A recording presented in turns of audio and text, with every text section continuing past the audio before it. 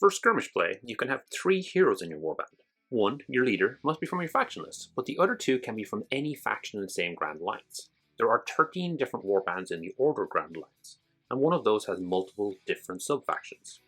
There are 182 heroes that an Order Warband can use, and they'll each get different abilities depending on what warband they're from. So there are a lot of options.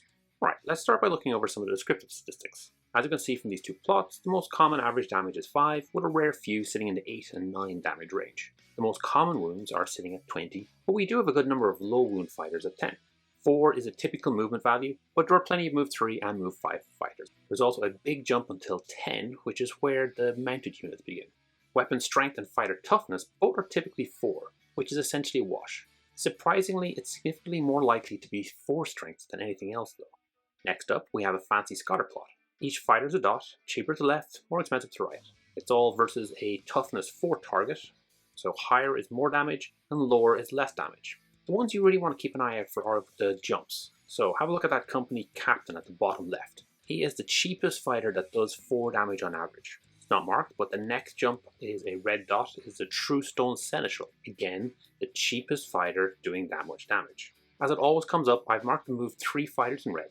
If you want to explore this a little bit more, you can look through the description for a link to it. Let's ignore all the subtleties for our first top 5. These are the top damage dealers for the Order heroes, all doing over 9 damage. Our top 4 are all Stormcast, with the top 2 from the new Thunderstrike chamber. These are actually a little bit of a surprise. Only the Evocator Prime on Celestial Dracoline is over 300 points. The rest are actually quite affordable. That doesn't come without a cost though, as the first 3 fighters are all move 3. That said, they are all beatsticks with tons of wounds, insane toughness, and if they do manage to connect, they will crater the target. The Evocator Prime is big damage and super fast, making him a contender for the Hammer of Order.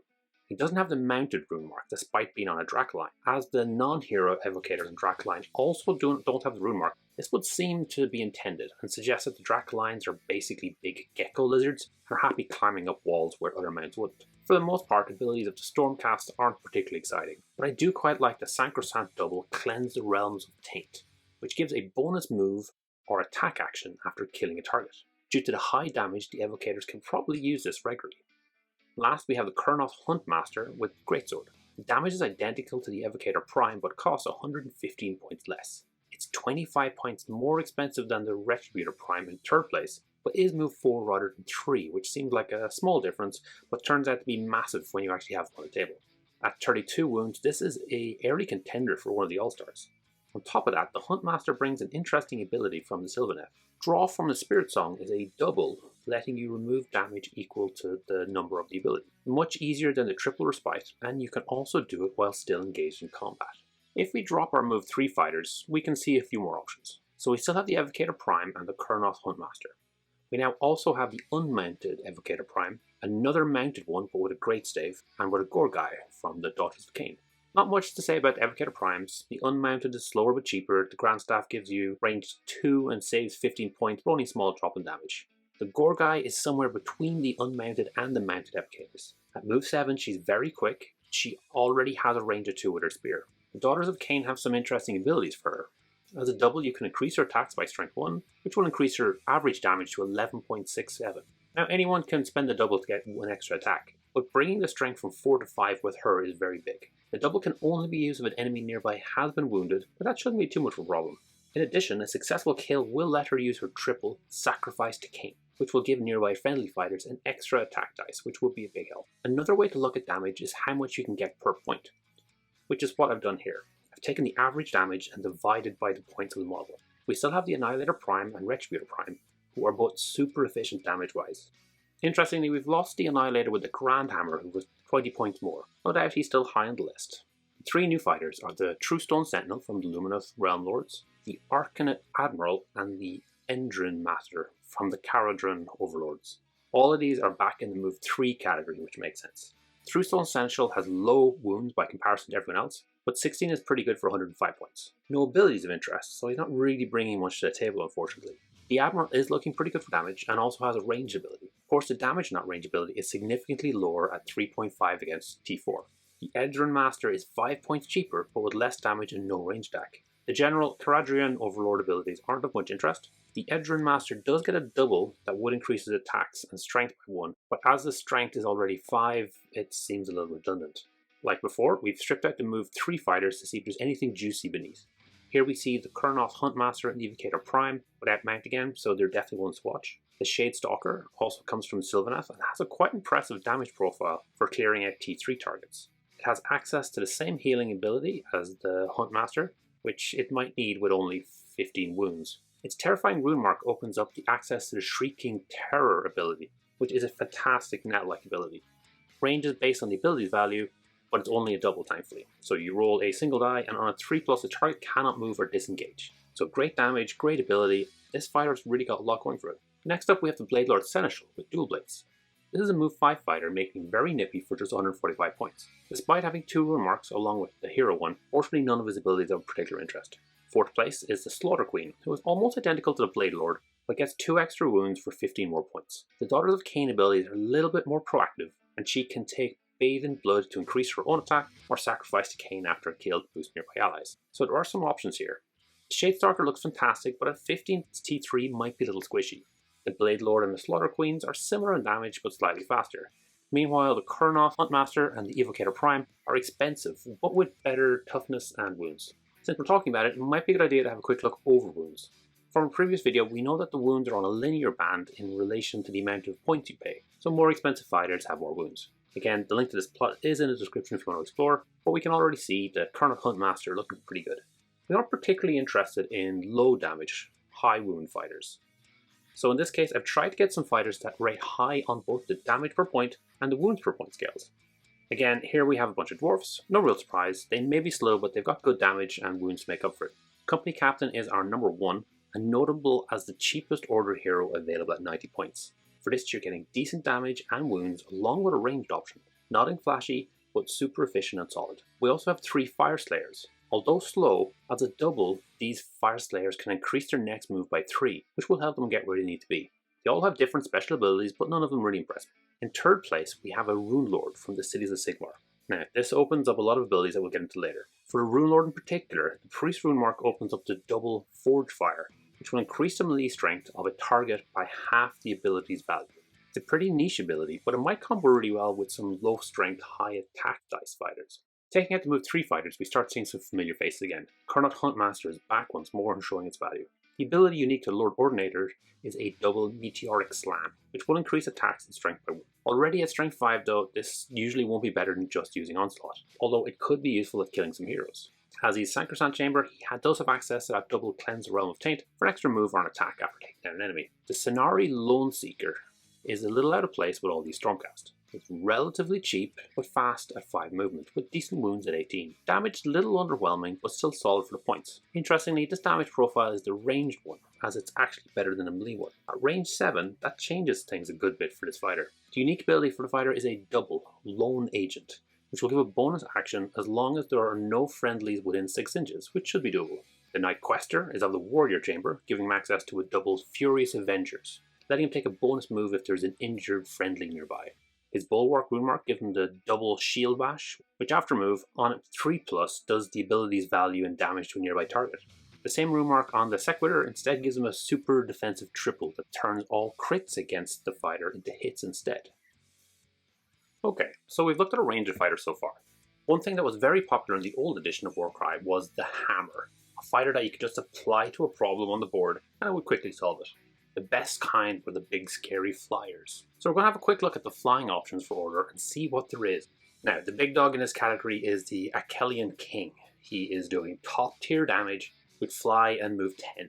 He also has some interesting abilities, a double that will supercharge his damage by adding additional dice, and a triple for turn 3 that will add 1 to attacks and strength of friendly fighters. Now, if you're looking for pure efficiency, the Cadron Overlords have you covered with the Mizzen Master and the slightly cheaper Custodian. These are both move 10 flyers with great damage and a bonus range attack option. As a meta choice, they also have a double that makes them remarkably effective at taking down other flyers. There are lots of other options as well. The Stormcasts have Prosecutors, Lizardmen flying creatures, Elves have Harridan, and so on. The cheapest flyer hero is the Flithwing Scion, which unfortunately has pretty poor damage profile. The range attack in this case is better than the melee attack, As a double, it can up the strength of the ranged attack, but it's still not much of a help with a 1/4 profile. The next cheapest are the Pterodon Riders. They're decent with 4 damage, but are already getting to a 200 point territory, so you're really paying a premium for that fly. Moving into fast flyers without fly, we've already seen the Blade Lord Seneschal and the Slaughter Queen. We're getting a new Bladeborn profile that has a range 2, which is nice. The High Gladiatrix is brand new and quite interesting. Weirdly, she has a Trapper rune mark, but it doesn't appear on the Daughters of Cain list, so presumably it's a typo and a wasted ability, or maybe I'm just missing something. She does cost significantly more than the Slaughter Queen, and doesn't get a great amount out of it. 35 points gets her range 2, 2 wounds and 1 extra damage. Last up, we have the Wildwood Warden from the Cities of Sigmar. His Destroyer rune mark gives him the double pulverizing strike ability, which will increase his crit damage. It does also give him the triple Martial Exemplar, which will add an extra dice to friendly fighter attacks, but can only be used if the Warden takes down a fighter. At 12 wounds, he feels a little vulnerable, but he is only 140 points. Move 10 has familiar faces with the Mizzen Master and the Evocator Prime on Dracoline. They are joined by 3 elves, all mounted. This is something to be careful of, as mounted characters cannot climb on scenery, which can be a problem. All of these mounted elves have a similar ability, a triple, which will assign damage equal to the ability dice after they move. We should also look at range attacks as their own category. While they typically are doing less damage than the flying hammers, they serve a similar role, and if they can see the target, then they can take 2 attack actions, rather than a move and attack, which can significantly increase their damage. Looking at fighters with max range of 6 or more, we start with the Slan Starmaster, who is expensive at 265 points, but can take 2 actions to do an average of 12 damage to anyone within 12 inches. That's pretty insane. The Seraphon heroes all have access to a double that gives them an extra attack or move after they kill someone, and the Mystic rune mark gives it a pretty awesome teleport ability, but it can only be used on another Seraphon model. That said, if you had 2 of these hovering over the battlefield, they could teleport each other. Next up, we have the Judicator Prime with Skybolt Bow.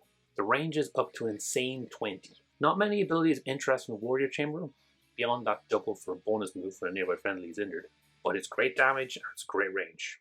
Next we have 2 Cadron Overlords. The Aether Chemist is remarkably cheap compared to the rest of these fighters, and is still doing really good damage, although only up to range 6. Aether Chemist does have a interesting triple, Atmospheric Isolation, which reduces the attack dice of all nearby enemy fighters by 1.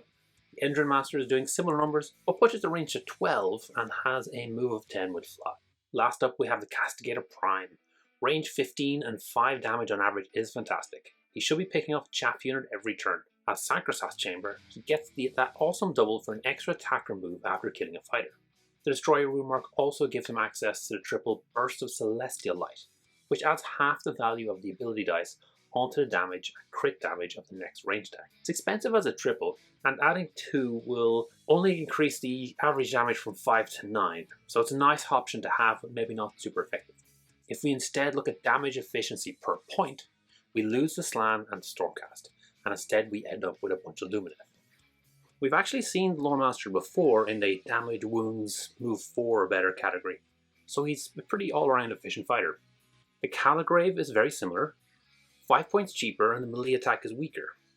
This fighter has an interesting double called Realm Scribe, which reduces enemy crits by 1.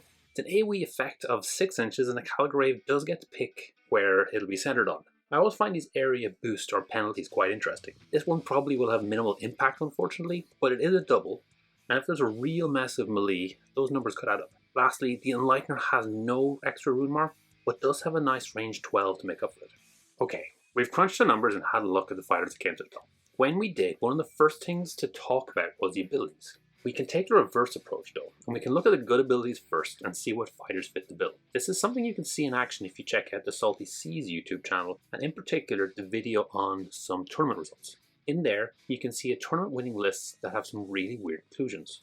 Often they're cheap characters that don't seem to make sense, but once you dig into it, as Salty does, you realize that they are there to give access to abilities. The big one for Order is the Cities of Sigmar, and specifically the Tempest Eye Warband, which have 2 movement related abilities. The first is a triple, Swift as the Wind, which increases the movement of nearby friendlies by the ability's dice. So including this High Sister in your dagger, for example, will let you boost the movement of all your dagger fighters turn 1, getting them into position faster. If you think about the number of times you've used the double rush on turn 1, you'll appreciate how good this ability really is. The ability doesn't say other fighters, so it will boost the movement of the High Sister, but you need to be careful when moving her. You don't want to zoom off and abandon the other fighters, so she needs to be within 6 inches of them. I suspect this is why the High Sister with her range 15 attack was selected, letting her move 6 and then shoot. Then our allies will get the bonus because they're still within 6. They can move up or just past her, still be in 6, and then take a second move also boosted. And this will be for every one of the fighters close to her. This will significantly increase the value of move 3 fighters. Alvaro, playing at the Oslo tournament, played the High Sister with Stormcastle Annihilators. Those are all super high damage characters we discounted earlier because they were only 3 move. She also gives access to a fun quad Outmaneuver the Foe, which gives a number of nearby fighters up to the value of the ability a bonus move. As a quad, it'll be pretty situational, but you could end up getting a bunch of extra actions out of it.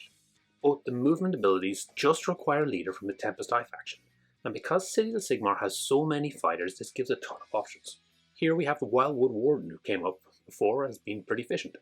We also have the Shadow Walker, who is slightly cheaper than the High Sister, but is strength 3 rather than 4, making his damage a little less reliable. We also have a personal favourite of mine, the Assassin, who is a fast, high damage murder monster. I mentioned before that the range 15 of the High Sister was probably the reason for her selection. You could go down half the range for either the Sorcerer or the Battle Mage. That would open up the quad Summon Eagle Strike, which is a really fun direct damage effect. Alternatively, you can go for cheaper options. Here we have the 5 cheapest Cities of Sigmar fighters. Note that the Old Guard is pretty chunky, but has 3 move. But do we really care about 3 move when we're already planning to boost it anyway? Out of these options, I think that would be my preference. Alternatively, we did mention the Runekeeper earlier on, who would open up an additional ability for slightly more to boost the strength of a target. The other ability of interest mentioned in Salty Sea video was the Sylvaneth Walk the Spirit Path. This is a triple that removes a fighter from the battlefield and lets them set up anywhere further than 5 inches from the enemy. There are 2 fighters who have access to the ability. Basically, you're picking between the Blade or the Glaive.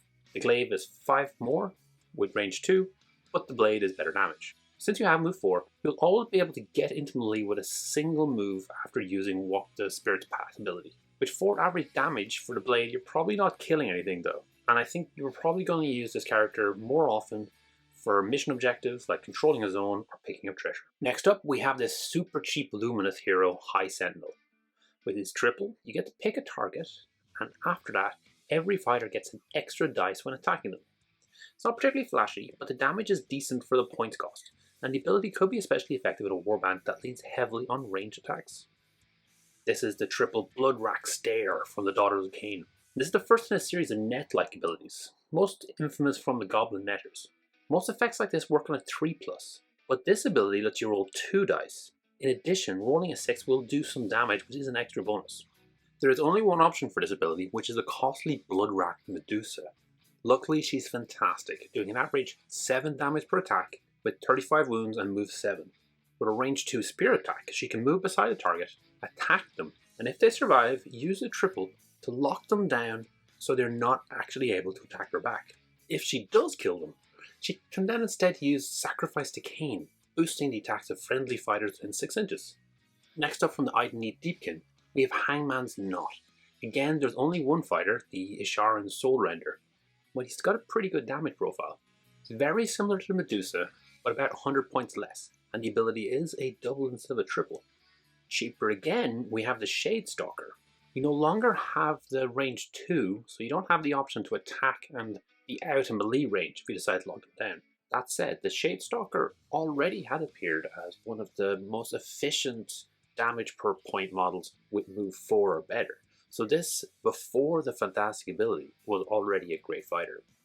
Last up with the net effects, we have the Gunnery Sergeant, we've already seen as a pretty effective ranged fighter.